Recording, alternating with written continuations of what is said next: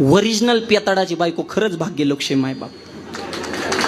एक नंबरचा संसार करते.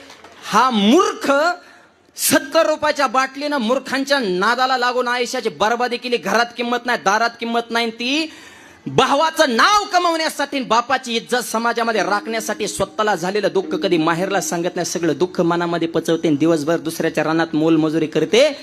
आणि हा दिवसभर पिऊन बसतो. पैसे संपल्यानंतर संध्याकाळी त्याची वाट आडी तुम्हाला प्यायला पैसे देण्यात आत्महत्या. अरे बाईनं तुम्हाला पोसावं हा तुमचा पुरुषार्थ?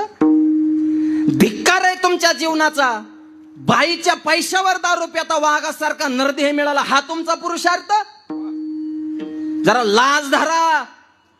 लेकराकडे बघतीन, संसार कडल, आणि ती खरी लक्ष्मी ती पेनाराची बायको कधीच दुसऱ्याला दुःख सांगत नाही. शेवटपर्यंत संसार टिकवते मायबाप. चंद्र सूर्यासारखी पुरण, लक्ष्मीसारखी बायको 100 रुपयाच्या बाटलीनं संसार उद्ध्वस्त केले. कीर्तन काय ऐकता माणसात बदल झाला पाहिजे.